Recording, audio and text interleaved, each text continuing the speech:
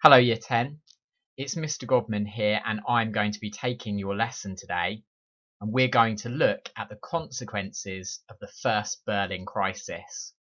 So I'm really looking forward to teaching you about some groundbreaking developments in the Cold War. Now, as always, you need to get yourself ready for the lesson, so you'll need your workbook, your pen, you might need some scrap paper, and I'd like you to put any distractions out of the way, including phones. When you're ready, hit play and we'll get started. Now it's time for your do now, which is activity 6.1 in your workbook. Last lesson, we looked at the failure of the Berlin blockade. So you have 5 recall questions to have a go at here. As usual, I want you to do them without looking at your knowledge organizer and without looking back at last lesson's work. So press pause and think about them, and when you're done, you can hit play and we'll check the answers. And here are those answers. As usual, I want you to mark your own work. If you made a mistake, then I'd like you to correct it, preferably in a different colour pen. And don't forget to add up your score and give yourself a total out of 5. When you're done marking, press play and we'll move forward.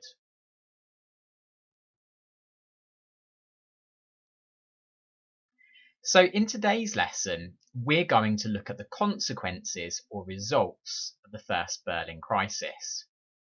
We'll do a little recap of the events of the crisis, and then we'll look at how the crisis led to the formal division of Germany and Berlin. We'll also touch on how the crisis led to a formal military alliance between the USA and Western Europe.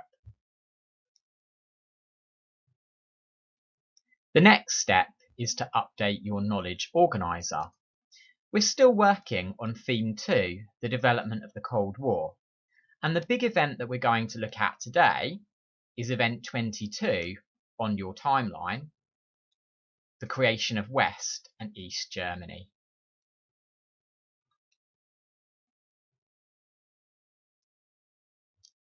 Now it's time for your starter. This is activity 6.2 in your workbook. And today I found another political cartoon for you. This one is a German political cartoon, and it was drawn in 1949, shortly after the end of the Berlin blockade. The cartoon is all about what happened to Germany after the First Berlin Crisis. My question to you is this: what does the cartoon reveal about the consequences of the crisis for Germany? You'll need to pause the video now and look at the cartoon very carefully. What can you see happening in it, and what do you think it means? When you've written down your ideas, hit play and we'll move forward.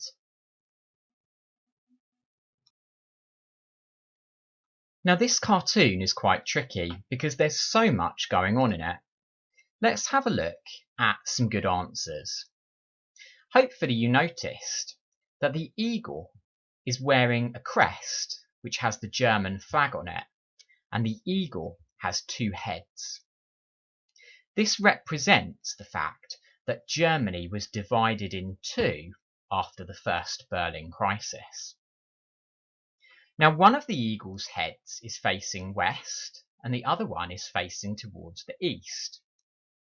The one that's facing west is wearing a top hat. Now that represents the fact that West Germany became a successful capitalist country. You'll have noticed that this side of the eagle has 3 friends, and they represent the Western Allies.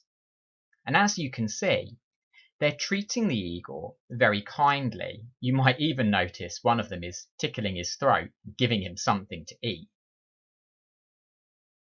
In fact, this eagle is being fed very nutritious food, building him up nice and strong. And that represents the way that the Western Allies, particularly the USA, rebuilt West Germany with Marshall aid. But what about the other side of the eagle? The eagle facing east is wearing a worker's hat and carrying a hammer and sickle in its claws. These are both symbols of communism. So this side of the eagle represents East Germany, which was communist. This particular half of the eagle is much scrawnier.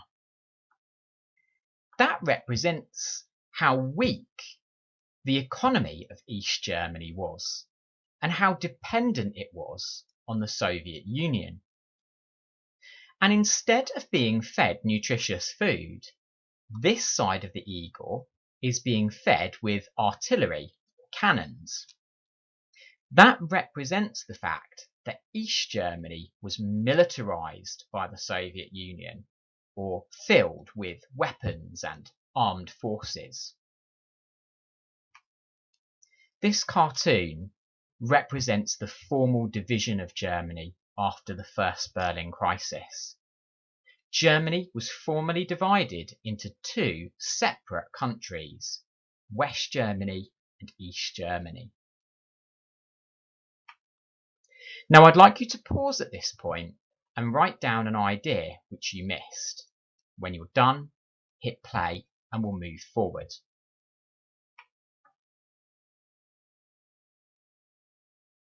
And now it's time to introduce some new knowledge.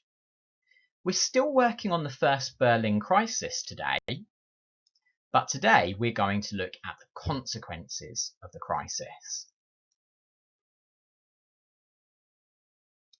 First, let's remind ourselves of where we got to last time. Stalin tried to force the Western Allies to leave their sectors of Berlin by blockading the city. Truman saw this as a direct challenge to his policy of containment, so the USA and Britain responded by airlifting thousands of tons of supplies to the western sectors of Berlin. Berliners in the western sectors refused to give in under Soviet pressure. They helped to unload the supplies and even built a new airport. Eventually, Stalin backed down and lifted the blockade after 10 months. The crisis was over and the USA had won.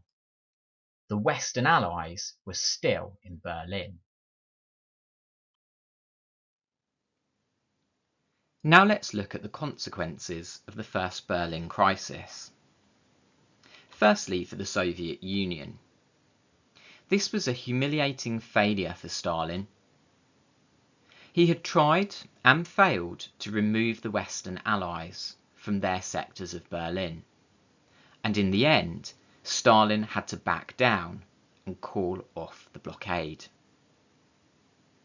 Furthermore, the Soviet tactics of blockading the Western sectors and starving them of vital supplies badly damaged the Soviets' reputation, and this led to a loss of Soviet influence across Western Europe, including among those people who were otherwise sympathetic towards communism. This loss of influence was a significant setback for the Soviet Union, particularly at a time when the USSR was trying to use Cominform to spread communist ideology. And what about the consequences for Berlin? As a result of the Western Allies' successful airlift, the western sectors of Berlin survived, and that meant that the division of the city continued. The western sectors became known as West Berlin. And Berlin remained a focus for superpower tension and rivalry, and that's something we'll pick up later in our course when we look at the Cold War in the late 1950s and 1960s. A second consequence for Berlin was a change in the reputation of the city.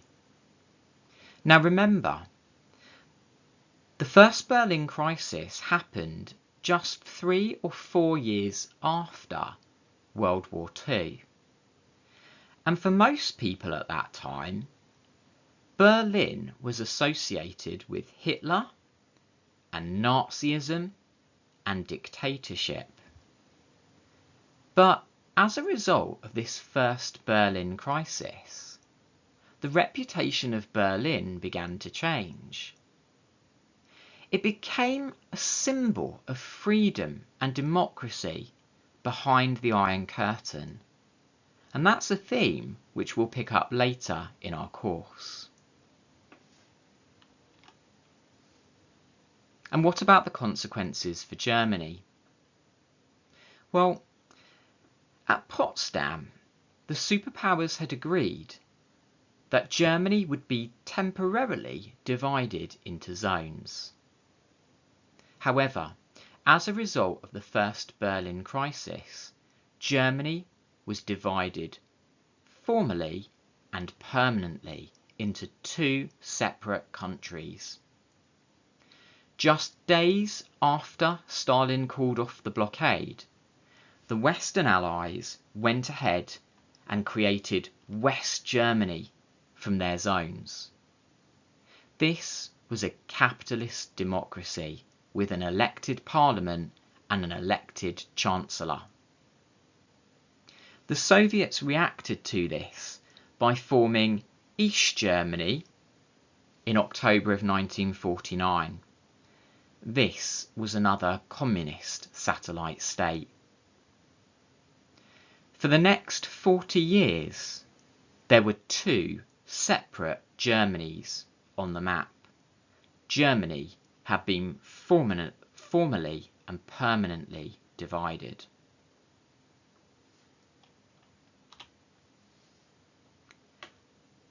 Lastly, let's think about the consequences of this crisis for Western Europe. During the crisis, the USA had come to the aid of Western Berliners, and that increased support for the USA across Western Europe, while at the same time fears of Soviet aggression increased. And as a result of this crisis, many European countries came to believe that they were unable to defend themselves against future Soviet aggression on their own, that they needed the protection of the USA. And so, the USA, Britain, France, and 9 other Western countries joined together to form a military alliance called NATO to defend themselves against any future Soviet aggression.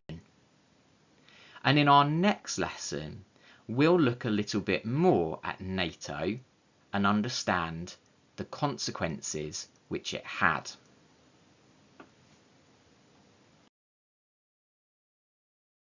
And now you're ready for your main activity, which is activity 6.3 in your workbook. As always, you need to read carefully before you do the activity. I want you to put these events into chronological order, and then I'd like you to summarise the results of the First Berlin Crisis. You have a table to do this with, and I want you to summarise them in 3 areas. Consequences for Berlin and Germany, consequences for the USA, and consequences for the USSR. Finally, I want you to think about whether people preferred living in West Germany or East Germany.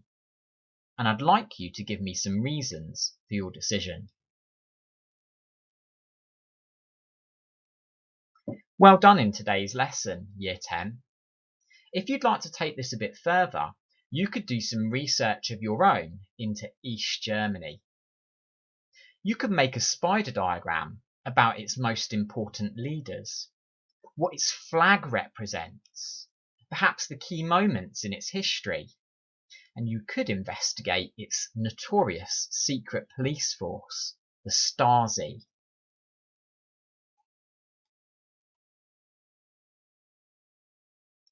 And that brings us to the end of our lesson. Don't forget to subscribe to our YouTube channel by clicking on the link here. Remember, there are lots of other Cold War videos on our channel that you can watch to develop your knowledge. And I'll look forward to teaching you next time when we'll be looking in a little bit more detail at NATO.